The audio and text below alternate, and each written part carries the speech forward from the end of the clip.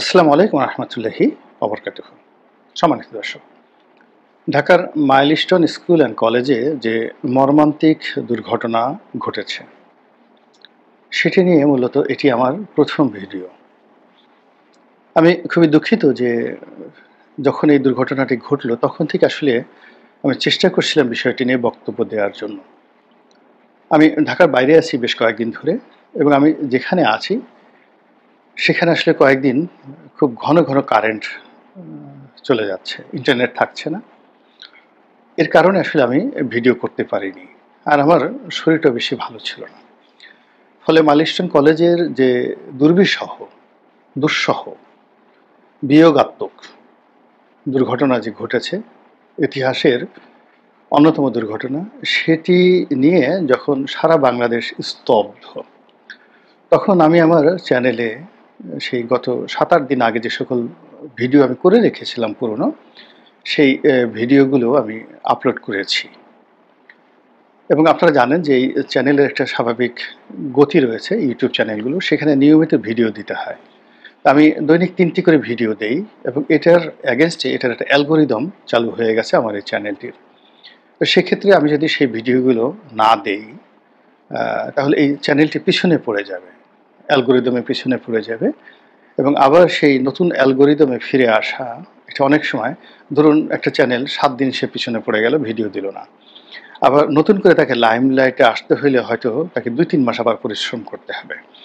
এজন্য যারা YouTube channel দেখেন বা যাকে বলা হয় যারা চালান, তারা এটা খুব ভালো করে, অনেকে জানেন অনেকে জানেন না, সেটা হলো এটার ধারাবাহিকতা বজায় রাখার জন্য নিয়মিত এখানে ভিডিও দিতে হয়। তো দৈনিক আমি যেমন ৩টি ভিডিও দেই, সব ভিডিওর কোয়ালিটি ভালো হয় না, বা সকল ভিডিও প্রাসঙ্গিক হয় না। অনেকটা মনের বিরুদ্ধে, ইচ্ছার বিরুদ্ধে অনেক কথা বলতে হয় শুধুমাত্র এই চ্যানেলটিকে চালু রাখার জন্য। এখন আপনারা হয়তো বলতে পারেন যে আপনার তো টেলিভিশন টক শোতে আপনি যান নিয়মিত, তারপর আপনার রাজনীতি আছে, ব্যবসা-বাণিজ্য আছে, আপনার এই সমস্ত ইউটিউবিং করার দরকারটা কি? বাস্তবতা হলো যে গত ৬ বছর ধরে আমি এই ইউটিউব চ্যানেলটা ধীরে ধীরে গড়ে তুলেছি, এবং শেখ হাসিনার জমানাতে যদি আমার এই ইউটিউব চ্যানেলটা না থাকতো, বিশ্বাস করেন তারা আমাকে কিন্তু গুম করে ফেলত।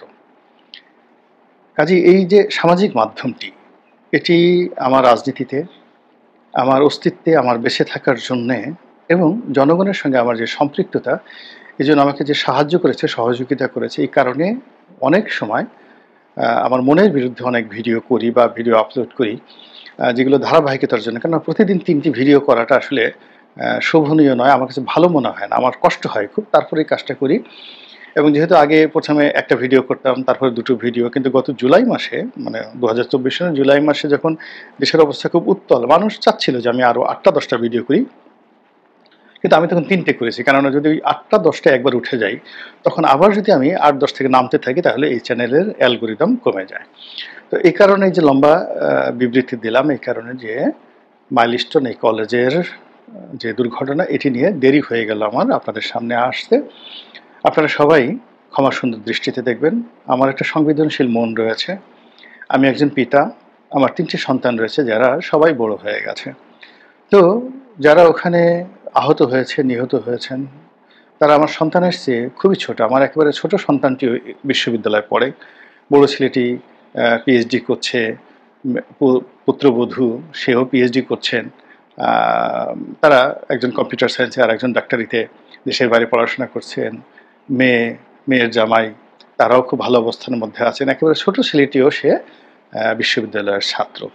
তো সেই দিক থেকে আমি এই যে যাকে বলা হয় মাইলস্টোন কলেজের যে দুর্ঘটনা বা ট্র্যাজেডি ঘটেছে, সেখানে যারা আহত হয়েছেন, নিহত হয়েছেন, আমাকে আসলে আমার ছেলেমেয়েরা যখন 1, 2, 3, 4, 5 সেখানে পড়তেন, তাদের সঙ্গে যখন আমার একটা হৃদ্যতাপূর্ণ সম্পর্ক ছিল, রোজ আমি স্কুলে নিয়ে যেতাম, স্কুল থেকে নিয়ে আসতাম, আমাদের মধ্যে ভাব বিনিময় হতো, কথাবার্তা হতো, কত রকম খুনসুটি হতো, সেই স্মৃতিগুলো আমার কাছে সামনে চলে এসেছে। এবং আমি ভেবেছি যে আজ যদি আমার মেয়ে বা আমার সন্তান ওখানে পড়াশোনা করতো, তাহলে তাদের যদি এরকম দুর্ঘটনা ঘটতো, তাহলে আমার কি হতো? ফলে কি হলো, যারা হারিয়েছেন তাদের মতো আমি বেদনা হতে পারবো না। কিন্তু যে দৃশ্য আমি দেখেছি, আমার হৃদয় মন ভেঙে গেছে। আমার মাথার উপরে রীতিমতো বাজ পড়েছে।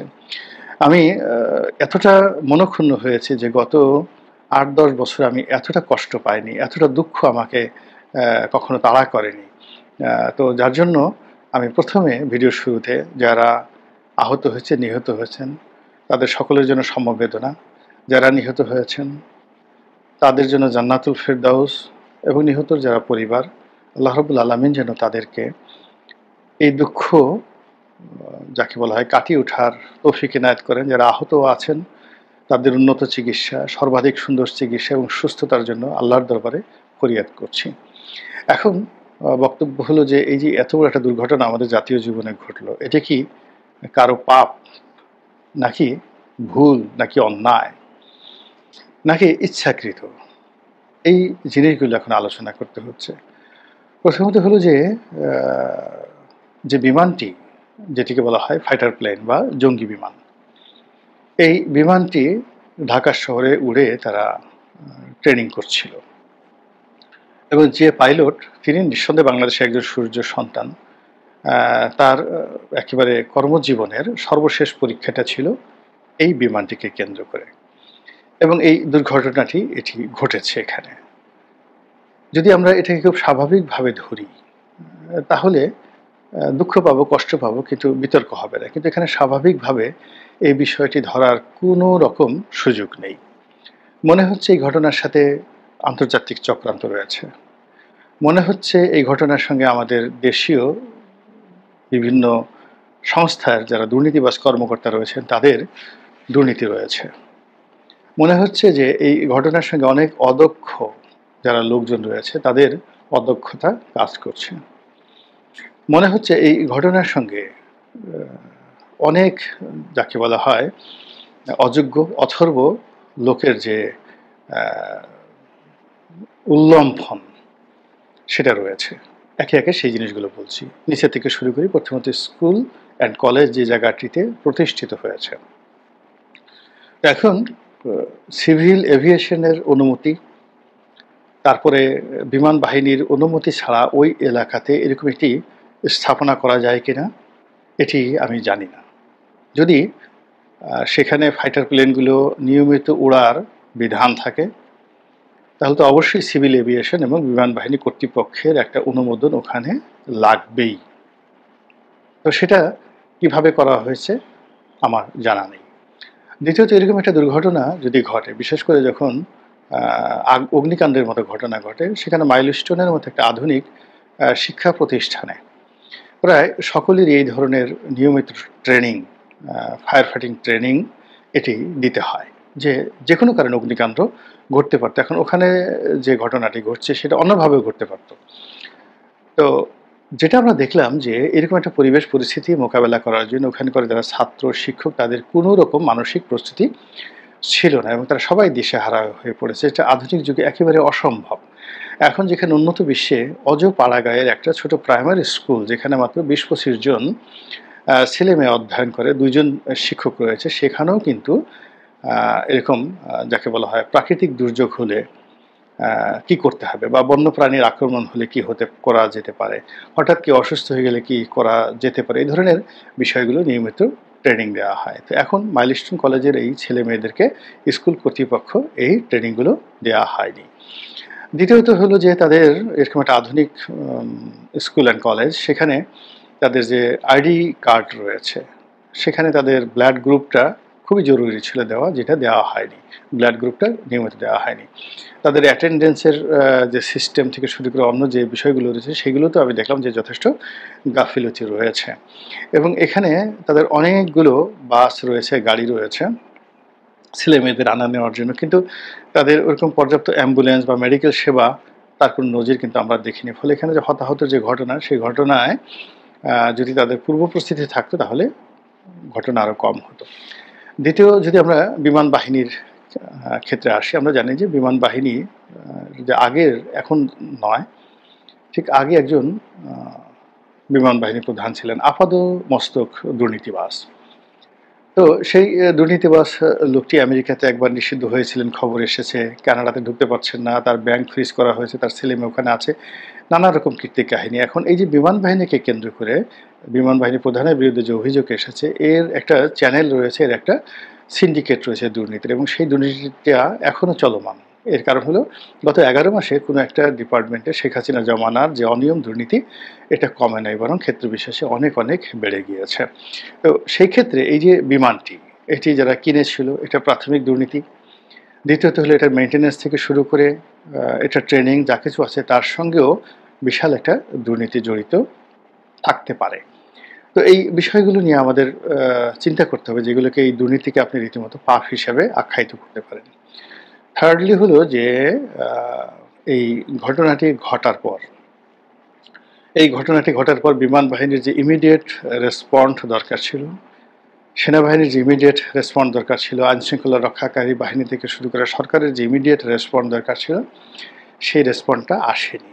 ফলে সারা দেশের মানুষ আহত, ব্যথিত, এবং আমার কাছে মনে হচ্ছে কেবলমাত্র ঢাকা বার্ন ইনস্টিটিউট, যেটি শেখ হাসিনার জমানাতে প্রতিষ্ঠিত হয়েছিল, ওই সময়টিতে যখন আন্দোলনের নামে জ্বালাও পোড়াও খুব তীব্র আকার ধারণ করলো এবং প্রচুর মানুষ অগ্নিদগ্ধ হতে শুরু করলো, হাজার হাজার মানুষ অগ্নিদগ্ধ, এদেরকে চিকিৎসা দেওয়ার জন্য সেই যে সাবেক ফ্যাসিস্ট সরকার শেখ হাসিনা, তিনি এই তার নিজের নামে শেখ হাসিনা বার্ন ইনস্টিটিউট নামে একটা এশিয়ার বৃহত্তম হতে পারে অথবা খুব নাম করা এত বড় ইনস্টিটিউট এশিয়াতে আছে বলে আমার জানা নেই।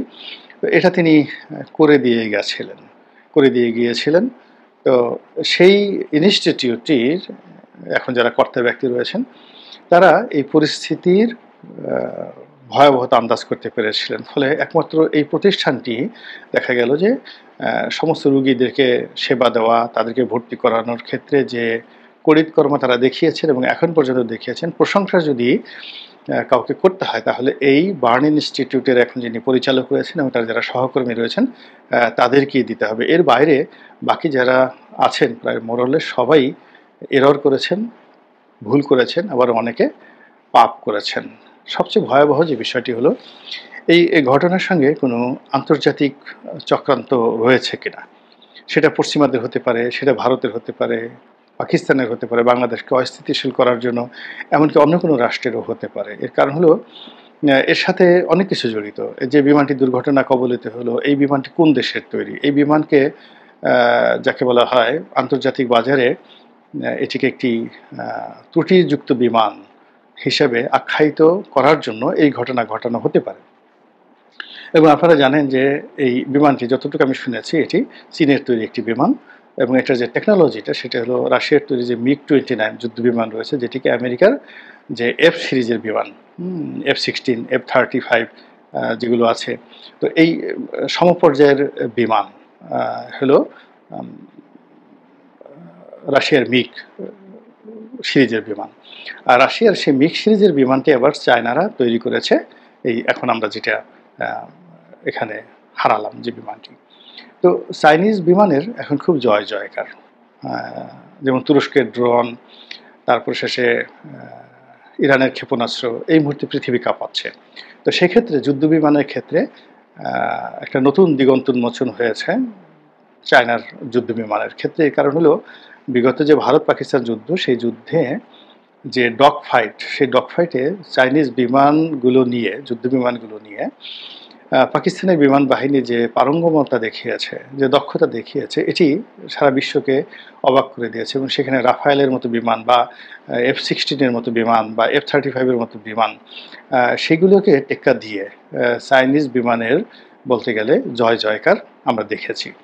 ফলে কি হলো, আন্তর্জাতিক অঙ্গনে চাইনিজ বিমানকে যারা সুযোগ দিতে চাচ্ছে না, তাদের এই চক্রান্তটা হতে পারে। এর বাইরে যেটা হতে পারে সেটা হলো পশ্চিমারা এই বাংলাদেশে এখন অনেক কিছু নিয়ে খেলাধুলা করছে, এবং যারা, আপনি চিন্তা করেন, একজন বিন লাদেনকে মারার জন্য এই একটা 9/11 ঘটাতে পারে, এবং তাদের গর্বের ধন টুইন টাওয়ার, সেই টুইন টাওয়ার নিজেরা আক্রমণ করে মাটির সঙ্গে ভ্যানিশ করে দিয়ে স্পট, মানে বলতে গেলে প্রায় 1,500 লোক সঙ্গে সঙ্গে তারা মেরে ফেলতে পারে, তাদের নিজের দেশের জনগণ।